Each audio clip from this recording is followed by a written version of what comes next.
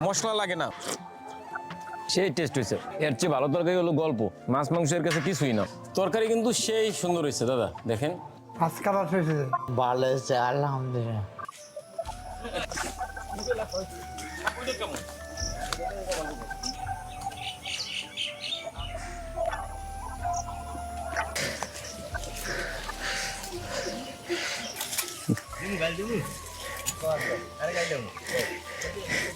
আসসালামু আলাইকুম প্রিয় শুভাকাঙ্ক্ষীগণ, আপনাদের সকলকে জানাচ্ছি অনেক অনেক কৃতজ্ঞতা, ধন্যবাদ জানাচ্ছি।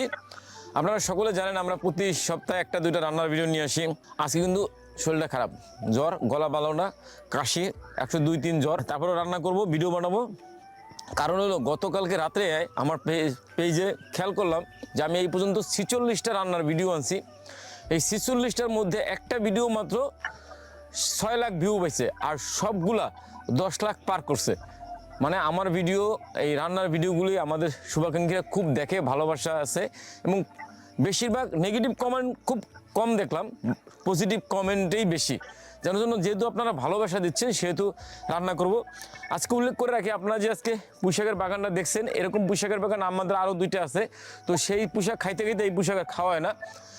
তো আজকে রান্না করব পুঁইশাক, নিজেদের চাষ করা। জমি কিন্তু আমার না, জমি হলো অন্যের জমি। এই জমি দিয়ে আমরা কুমড়াও ফলাইছিলাম, প্রচুর কুমড়া হয়েছিল, প্রায় 250 কুমড়া হয়েছিল এই জমিতে।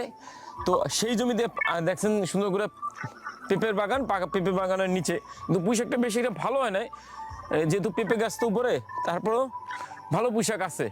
তো আজকে রান্না করব পুঁইশাক, তবে নর্মালভাবে রান্না করব না, এটার মধ্যেও কিছু কিছু জিনিস দেবো, আপনারা দেখলে একটু ভালো লাগবে।